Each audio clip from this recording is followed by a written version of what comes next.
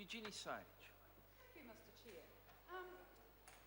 In commenting just on part one of the Environmental Reporting Bill, the whole government objective for this bill, as outlined in the Departmental Disclosure Statement, was to have a legislative basis for independent environmental reporting in order to give the public certainty about the scope, timing and quality of information that they will receive.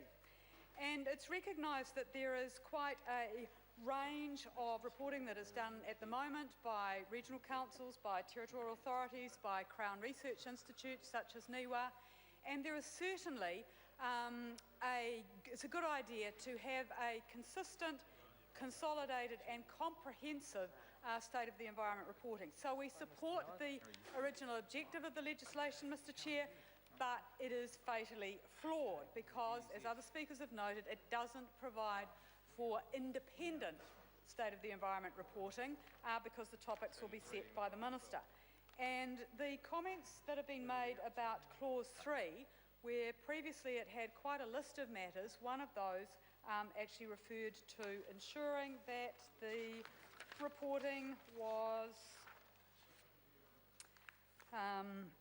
to ensure that the producers of environmental reports independently and act independently and produce fair and accurate reports. And of course that has been amended through the select committee process by the wishes of the majority of the committee. So the purpose statement in clause 3 is now much shorter.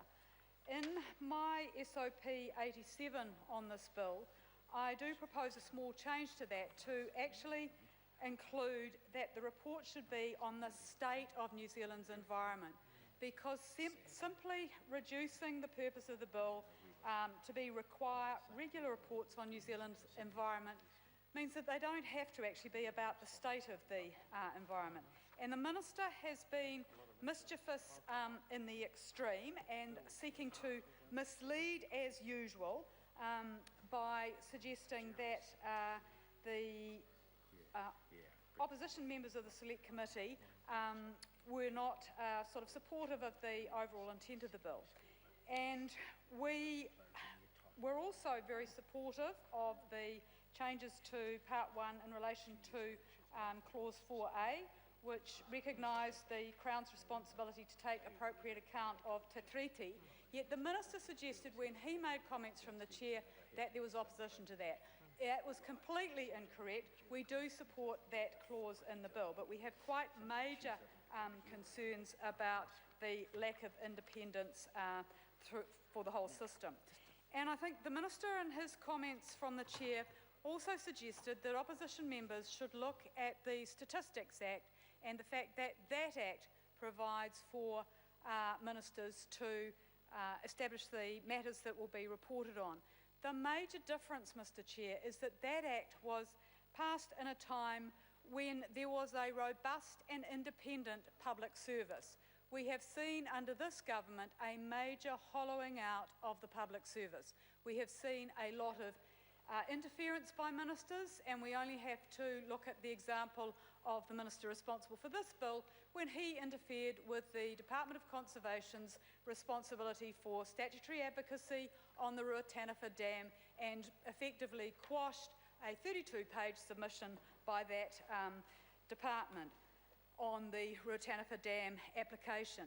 So the concern that ministers will interfere is a very real one, given, as the Minister himself alluded to, that there has already been an example of that happening with the suppression of a chapter of the State of the Environment report which made some recommendations for change.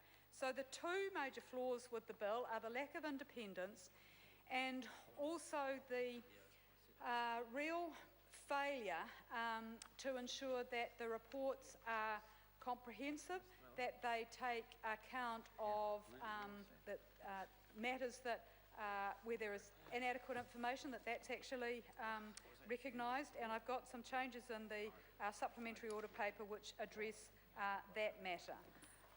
But Mr. Chair, the original purpose of the bill was good, to provide this independent system, but that is not what the bill is actually going to deliver. And the opposition members, when they have been talking about the bill, say that it recognises that, Mr Chair, Eugenia Sage. thank you, that the protection of the environment is intrinsic Order. to every Kiwi. That was what Mr Ducey said. So what is the government so afraid of in having the Secretary for the Environment and the head of the Department of Statistics actually making the decisions around what topics should be reported on? What are they so afraid of that they want ministers to set out those topics? And the provisions in this bill for regulations are only there to enable ministers to set the topics to be reported on, and that is a major deficiency in the bill. So I've got a number of changes that are set out in the SOP, and I hope other members can support these. We have sought to be constructive with these changes. They are not the sweeping changes that we would have liked to have made to the bill, and I think it is very disappointing that the government has not taken up this opportunity to improve the bill, because once again it is an example of legislation that the government is ramming through that doesn't have the support of all of the House, and it is such a fundamental part of our environmental policy to ensure that we have robust state of the environment reporting to inform changes to the law, to inform changes to policy, yet the national government wants to slant that reporting by having it politicised, and it wants to risk the legislation being changed when there is a change of government. It would be much better with this sort of legislation to have a consensus across the House and for the government to take on board some of the changes that are being proposed through the SOP in order to improve the bill rather than just reject them as we expect that they will do. Thank you.